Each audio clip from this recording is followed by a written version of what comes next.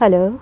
Today we will be discussing on the important issues relating to the relationship between citizen and administration. We have Professor Pradeep Sahni with us, who is expert in this field. In administration, we are giving emphasis on good governance, that is providing accountability, transparency and effectiveness in the administration. We have found that there are certain development programs which are related to below poverty line people, but the people who are aware of these programs, they are not aware of the procedures, how to get form, how to fill up the form and how to submit it further. Even when these people want pension, again they feel so many difficulties, so many obstacles, so many problems.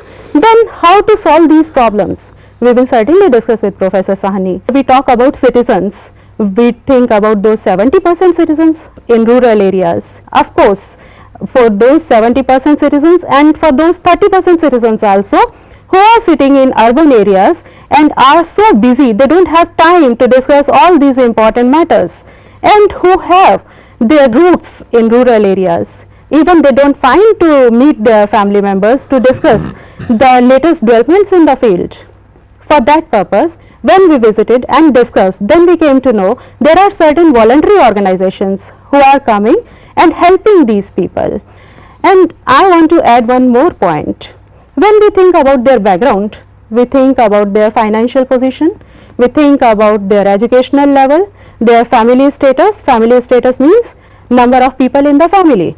In rural people, we have seen that there are joint families. In these joint families, they are not having facilities or finance to guide and educate their children. For this purpose, our government is giving help in the form of free education, clothes and books. But again the situation is same. Number of people are not sending their children to schools. Whatever we are talking, all these things, either it is caste, culture, background, education, status, family, finance, everything has impact on the relationship between citizen and administrator. Now even administrators are visiting citizens' places to guide and explain them about rules and regulations. In administration, we are giving emphasis on good governance, that is providing accountability, transparency and effectiveness in the administration. Now e-governance is there. Through e-governance, definitely there is open access, there is transparency in the system and efficiency also. But can we say 100% efficiency, 100% transparency and 100% accountability is there? Again it depends upon administrators, their attitude, their behavior. Yes, there are certain administrators who are very punctual, but all administrators are punctual. What is the way to bring changes in the administration? Yes, there are certain ways, but whether administrators want to change, they want to bring efficiency in the administration, they want accountability, they want transparency. There are certain officials who are involved in malpractices and corruption. Why they are involved? Due to financial reason. If we say A has given money to B, that is corruption. No, not only money, but if he is using his office for the personal gain, that is also corruption. There are different modes of corruption. When we think about corruption, we think that person is taking money, or that person is using his office for the personal gain, or that person wants some kind of help or promotion or finance. That is why he is doing all that. Why they are running after political leaders? Not all, but certain administrators. Yes, of course, for their personal gains, because they are facing so many problems, particularly transfer. Here, these are the problems which our administrators are facing. And there are certain problems which our citizens are facing. Whether citizens are responsible for all these problems? No, not at all. Yes, we can say with confidence there are certain administrators who are punctual, who are honest, efficient, and they are providing good and best services in time. Now, in time services, yes, this is very important, because if justice is not provided in time, then that is of no use. But how to guide our citizens? Whatever government is doing, administrators are doing, or political leaders are doing, they are doing for the citizens, for the benefit of citizens. We have to improve their awareness level. By improving their awareness level, we can improve the system of our administration and administrators' attitude also. What they think about corruption, or somebody is pushing them towards that corner? No, they are involved. We have to improve them. How to improve them? Whether citizen charters are sufficient? We are implementing citizen charters. Yes, these are in almost all the states and union territories. And how we can remove corruption in the society, which will definitely help to remove illiteracy and poverty, which are the basic problems of our society. Because these problems have certain impact on citizens and administration, which is affecting the relationship between citizen and administration. How to strengthen the relationship between citizen and administration, as our 10th 5-year plan is giving importance to the maximum participation of people and voluntary organization. We will discuss with Professor Sahni, kindly discuss the important issues with the help of which we can provide maximum facilities and efficiency in the administration, which will help our citizens. Thank you very much, and welcome learners to this session on citizen and administration, which is of substantive importance not only for the undergraduate students but also for our postgraduate students to be. If one looks at this particular aspect to which Nandini has referred to right now, how did state come into being? Who had the sovereignty? The ultimate sovereignty was with the people. People surrendered their sovereignty to that of the state, with the underlying assumption that state shall be providing protection of life and property to the individuals. And that is where, when one looks at state, one finds government, territory, sovereignty and population as the four major tentacles of state. Right since then, if we look through the annals of the history, one finds that whether it was the ancient periods, it was the medieval, it is the contemporary times, that there has been effort being undertaken by the different set of the rulers to come up to the expectation level of the people, of the population. I am not talking of citizenry at this particular juncture, because what one finds it that there have been transformations so far as the status of the individuals residing in a given territory of the state is concerned. If one looks at it, when there used to be the kingships, of course the people were known as the slaves. Little ahead of it, we find that during this period when there was the British rule in the country, one finds that, well, from the slaves we became subjects. 15th of August 1947, country got independence. The people, those who were subjects of the British Empire, they acquired the status of citizen. Later than that, the developments which had taken place in the polity, in the society, in the economy, one finds that there was a change of status from citizen to the client. We, being the students of new public administration, we are thoroughly well conversant of the fact that the new public administration has focused on client-centered approach. Let us look little beyond that, and we find that, well, there is talk of customer, there is talk of consumerism, there is talk of consumer sovereignty, there is talk of consumer protection now. That is where one finds that in the overall realm there have been changes which have come across over the period of time. If one look at the relationship between the citizen and the administration, one finds it that invariably at majority of the times it has been the administration which had been at an advantageous position.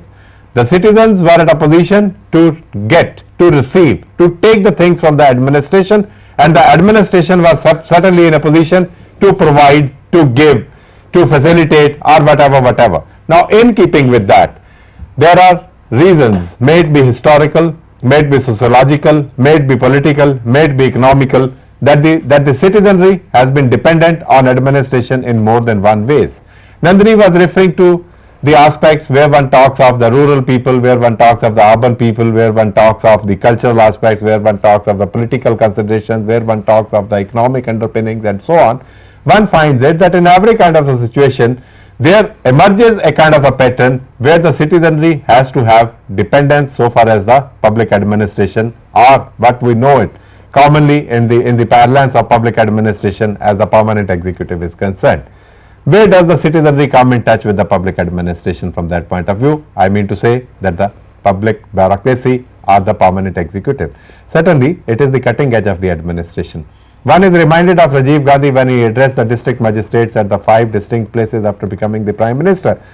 He said it that, well, it is the district administration which represents the government with a capital G. It is the district magistrate or the deputy commissioner or the collector, as the incumbent of the position holder is known as at the various places, who is the eyes and ears of the government both at the union as well as at the state level, and operating on behalf of the union and the state government at the district level.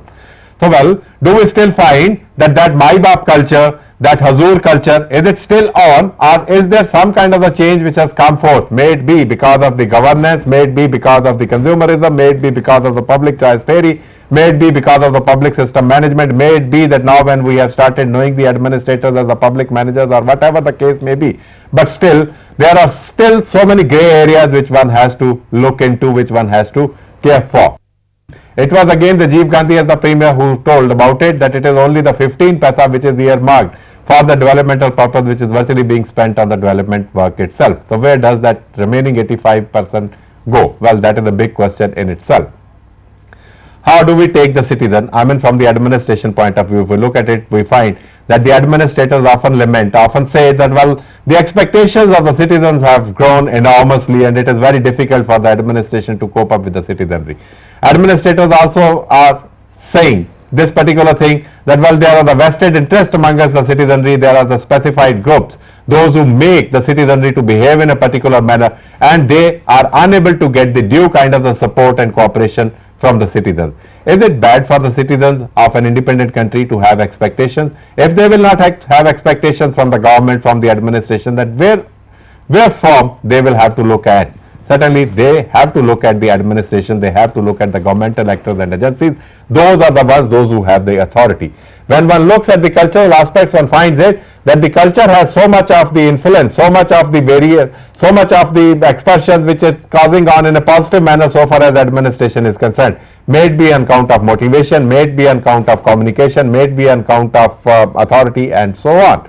Where? How does a culture come into being? We, being students of public administration, are to know of it that, well, it is a socialization, and it is a socialization which leads to building up of the culture. That is why we find it that invariably, even within a given country, one finds that the administrative pattern in some parts of the country are differing, are varying in comparison to the other parts of the country. Probably it is because of the culture of that area itself.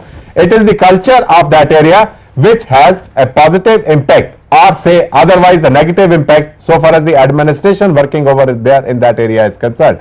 And that is what made F.W. Riggs to comment upon when he made a thorough analysis of the prismatic societies, to say that there is formalism so far as the developing societies are concerned. There is gap between theory and practice. There is homogeneity, there is heterogeneity, there is price indeterminacy. All these factors, when put and combined, they definitely make us believe that, well, are people getting the due kind of the help, the support, the facilitation from the administrators? Nandini referred to the Muktwar Prashashan which started in Haryana. Well, there are a number of the other innovative schemes which have come into being. It was Arun Lakina who came out with this experiment in Ahmednagar in Maharashtra. It was in Ajmer where Srinivasan as district magistrate or the district collector came out with a level jumping experiment. It was in Sirmaur where the district magistrate came out with the experiment of from file to field. All these things have come into being for the purpose of helping the citizenry to resolve out the problem. So, what is the crux? The crux, or the most important or significant issue to deliberate upon is citizenry getting the due kind of the treatment from administration, wherein the citizens are now being taken up as the clients. Why clients? The clients in the professional terminology mean that a person approaches the professional, pays the fee to the professional, and the professional in turn works to the satisfaction of the client. Now, well, Are the citizens paying any fee to the government officials or the officers when they approach them? No, they are not supposed to pay any fee, but yes, they are paying the fee in the form of the direct as well as the indirect taxes, from which the administrators are also getting their salaries and the other perks and so on and so forth. So from that perspective, one looks at it that yes, citizens are making some kind of a contribution and they expect that the administration should provide the due kind of the cooperation, of the help and of the assistance. In fact, what does a citizen want? A citizen doesn't want that the moon should be brought down and put in his or her lap. Citizen doesn't want that overnight the things should be transformed by the administration for the citizen. What does the citizen want? Citizen want an effective as well as an efficient treatment to the issues which have been raised by the citizen. To that an extent, yes, it is a citizen's right to clamor for it. It is a citizen's due to be given by the administration that the citizen is not put to any kind of the embellishment, to any kind of the hardships, to any such kind of the constraints for which the citizen has to feel bad about it and one has to say, well, इस सरकार में तो इसी तरह से काम होता है. No, that is a very wrong kind of an approach and things have to be made forward. One finds it that, well, there are a number of ways in which the citizen comes in touch with the administration. Citizen is coming in touch with the administration as a client. Citizen is coming in touch with the administrator as a regulatee. Citizen is coming in touch with the administration as a litigant. Citizen is coming in touch with the administration as a participating actor. All said and done, when one talks of 73rd, 74th Amendment, when one talks of that there is decentralized governance which has been put in view, for whose benefit all these things have been made to be in existence? Certainly for the benefit of the citizenry, and if the citizenry is not to be given the benefit thereof, then certainly there is something wrong which needs to be checked across. Whether one talks of the citizen charter, whether one talks of the other kind of things which are being made public here now and then, but nevertheless what is required to be made, and still probably a large distance has to be covered to the tune whereby the citizen could be made to feel satisfied so far as the performance of the work by the administration is concerned. If one takes a sample of the citizens from cross sections of the society, one will definitely find it that the citizens are by and large not happy, not satisfied, and are rather dissatisfied with the performance of the administration. The reasons may be n. There may be variety and varied kind of the reasons and causes which is making the citizenry to come out with this kind of the approach or this kind of the attitude or this kind of the feeling towards the administration, which is certainly not a very good sign so far as any healthy democratic polities functioning is concerned. So in totality, when one looks at it, one finds that if we go by the basic definition of the democracy, that it is a government of the people, for the people, by the people, then it is the people who must be given due credence to by the administration. It becomes an avowed aim, objective, obligation as well as duty and responsibility of the administration to ensure that the citizens are not given to feel that they are not being taken care of by the administration. How could it be done? Where from the administrators do hail from? They are also part and parcel of the same society. If they are from the same society, is it overnight that there are going to be the attitudinal changes in the minds of the people, those who come to occupy the positions in the bureaucracy? Certainly no. It is not an overnight kind of a change which would come up over there. It is a slow transitional process which has to be there in existence, starting right from the nursery level, right from the school, right at the family level, when the child grows up and grows into an adult and so on and starts facing or starts coming in terms with the governmental actor and the agencies. There one feels that the citizen has to be built across in that particular manner that, well, if it is my due, I must be appreciative of the constraints of the others. Invariably what happens is that when an individual falls ill, the individual goes to the doctor. The patients and the people, the relatives or the kids and kin of the patient, their intention is that their patient should be seen by the doctor first of all, by ignoring all the other patients, those who are standing over there, those who are sitting over there to be investigated, to be diagnosed by the doctor. Now, well, that is a wrong approach. Why don't we wait? Why are we always in a hurry to jump the queue to be the first to be treated? No, well, if everybody would think like that, then certainly the things will not come to an improvement. That is the reason that Riggs had to come out with this kind of the inference, that what we find over here is that people mean something else, they speak something else, and they do entirely different. Whatever I speak, I probably do not mean that. Now, under these kind of the circumstances, when I have this kind of a feeling that X, who is an administrator, he is known to me, he should do my work, but Simultaneously, I feel that the work with regard to the other quarters of the society he should do as per the rules. Then why I do expect that the X as the administrator should flout the rules for me? Simply because of the fact that he happens to be my colleague, he happens to be from the collect from which I belong to, from the same religion, from the same caste, from the same area, and so on. No, it will certainly not pave the way, and we will not be able to find the solutions to these kind of a thing. One invariably talks of the role of the judiciary for the purpose of improvements to be ushered in so far as the administrative effectiveness is concerned. One says that while there are public interest litigation. The other day I was reading about a book which has been written by one of the persons who was in the police, who has referred on to it that how come that the judiciary, if we say that the judiciary takes place or the judiciary starts acting when the executive is not able to act in that given manner. Mr. Jha is the name of the author who has written a book as an IPS officer who has tried to touch upon the constitutional law from these pertinent issues itself. Normally the police officers are concerned either with the Indian Penal Code or with the Criminal Procedure Act. But here is a person who has tried to look at it from the constitutional point of view, and nowhere it is written that the judiciary can take over the role of the executive. Judiciary is there to put a kind of the check onto those kind of the acts whereby the administration or the executive is probably overshooting its jurisdiction. One finds it that whether it is through error of fact finding, whether it is through error of procedure, whether it is through error of jurisdiction, or it is the abuse of authority or power by the executive, that the judiciary comes to foreplay. One finds that there is mention under Article 32 and Article 226 of the Constitution of India, whereby the Supreme Court and the High Courts respectively can issue certain writs like habeas corpus, like certiorari, like mandamus, like quo warranto, like prohibition. Now, given all these things which are mentioned over there, still if one finds it that the citizens are probably dissatisfied, then can we blame squarely the administration for that part of view, or do we have to look at various other channels which are responsible for this kind of the gap or the hiatus which has been created between the citizenry and the administration? And it is an unfortunate kind of the situation that more we are talking on the conceptual count, the more in the reality when one finds it, one feels that probably the gap is increasing, probably the expectations of the citizens are not being met with, and this is a major challenge before the academia, before the administrators, before the political leaders, before the social stalwarts, before the civil societal organizations, before the community based organization, to try to find answers to such kind of the questions and the issues whereby this gap between the citizens and the administration can be abridged.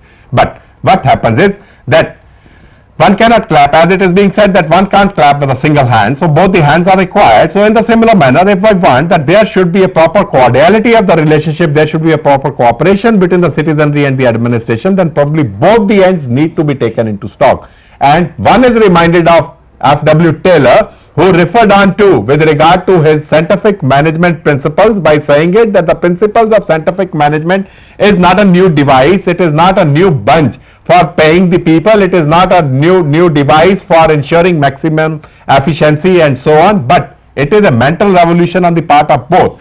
Taylor referred on to the employers and the employees, that means the management and the workforce. If one tries to apply that particular kind of a continuum in the wake of the citizenry and the administration and the relationship or the interface between the two, one would find it that there needs a mental revolution in the amongst the citizens as well as amongst the administrators.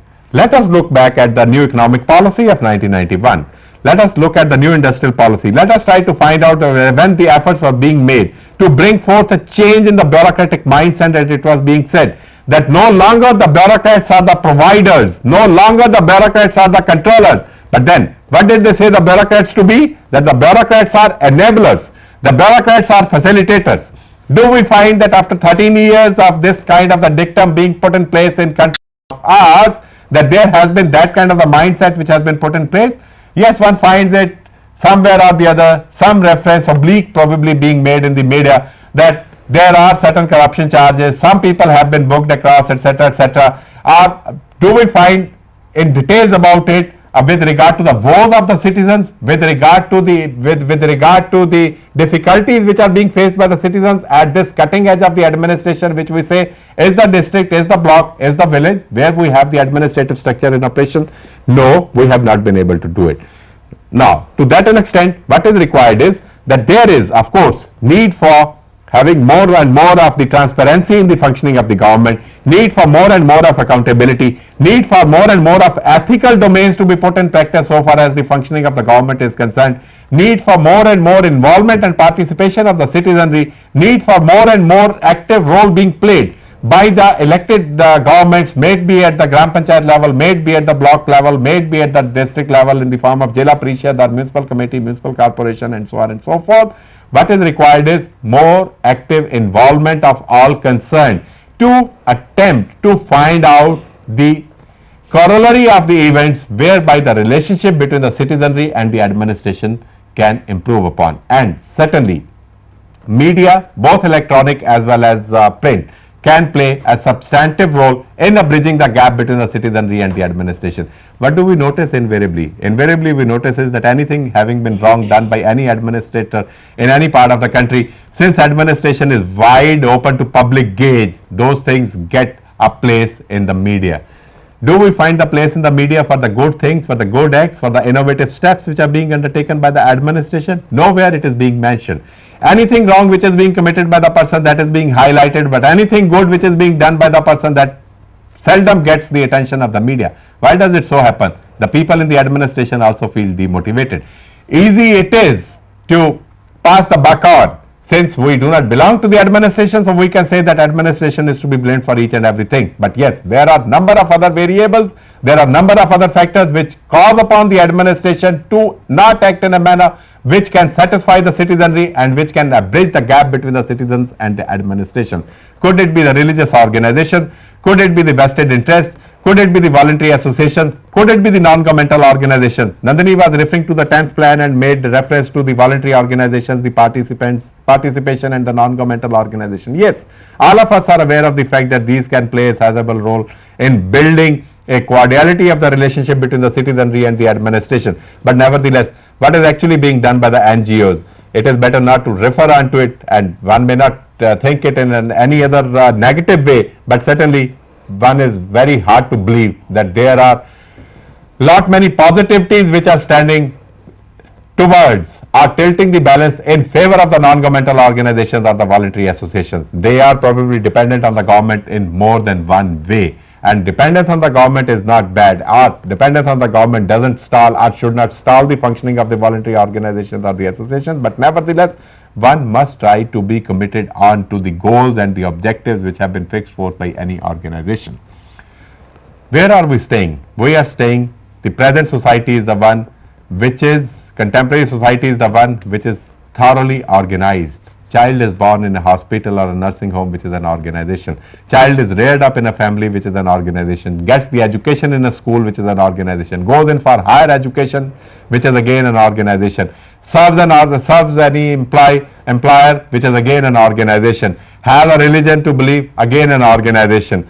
Finally, the person dies, is taken to a crematorium, taken to graveyard, taken to whatever we have the place being earmarked for that, which is again an organization. So rights is the birth of the child to the death of the individual. We are surrounded by one organization and the other. And the organizations are managed by the human beings. Human beings hail from the society. Some are there in the non-governmental sector, some are there in Indira Gandhi National Open University, some are there in the IES, some are there in IPS, some are there in IFS, some are there in IRS.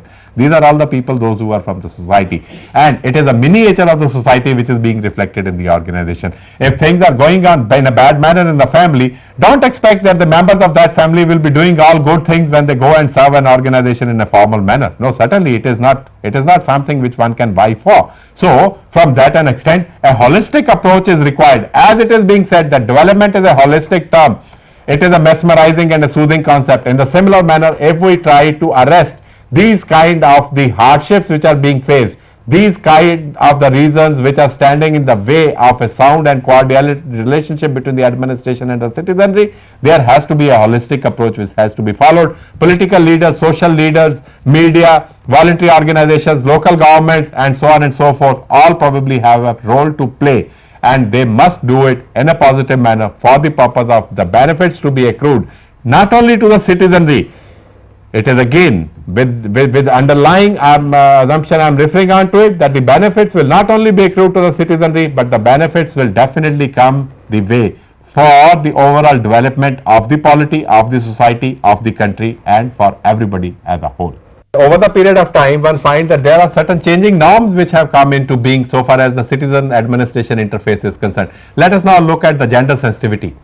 Whole lot of the efforts are being made. If one looks at the structure of the family so far as the Indian society is concerned, then the women probably were the lot, those who were subjugated, those who were always at the back seat. But now one finds that the efforts are being made for the women to be treated at par, and there are a number of the places where one finds it that women are in the dominating situation or women are in the leading situation and so on. And overall, when one looks at the reflection of the society, sizable section of the society are almost 50% of the society in the form of the women, those who were taken for granted, those who were taken all the time for right by the male folk. No, gone are the days when that used to happen. Along with that, one looks at it, another norm or the dimension which has emanated is that is the human rights. May it be, it was on the 10th of December 1948 when the Human Rights Declaration was made public by the United Nations. After that, one finds that each and every effort is being made to ensure that the citizen is not put to any kind of a disadvantage by at the hands of the administration. In the similar manner, when one looks at the participation, again one finds that good number of the ways and means have been found out where the participation is attempted to be ensured. Look at the reports which are being issued by the human development reports which are being published by the United Nations Development Program, by the World Bank and so on. Again one finds that the efforts are being made for the development of the human as a resource. The moment you say that the development of human is being taken care of as a resource, one finds that citizens have to be taken stock of in a serious manner and tenor by the administration for the purpose of getting the citizenry whatever is due to the citizenry. Why can't we, and how can we close our eyes and be blindfolded to the Millennium Development Goals which have been fixed forth by the UNDP to be accomplished by all the nations by 2015? Country is definitely working towards that direction. One finds it that the present government has come out with number of the measures and the schemes for the purpose of getting maximum involvement, participation and benefits to the citizenry on number of the counts, whether it is with regard to Agriculture Marketing Board, whether it is with regard to the service being provided by the Electricity Board or the Corporation or Commission, whether it is with regard to the Sewerage Board and so on and so forth. So, in totality, one looks at it, one finds that yes, there has to be due kind of the reverence, respect and regard to be given to the citizenry by the administration, and simultaneously or along with that it becomes duty, role, responsibility and obligation of the citizen to appreciate its own role as well as the role and constraints of the administration, and both should try to work with each other rather than trying to find faults with each other for the purpose of building better, sound, qualitative economy, polity and society. Yes, Nandini. Dr. Sahni has explained it so nicely that everything is clear about the relationship between citizen and administration. Citizens, administrators, political leaders and our various organizations can achieve all the targets with joint efforts. With these words, I will convey my thanks. The public administration faculty look forward to have your views, comments, suggestions, observations on any count. We shall be too glad to come up to your expectations. Thank you very much. Thank you very much.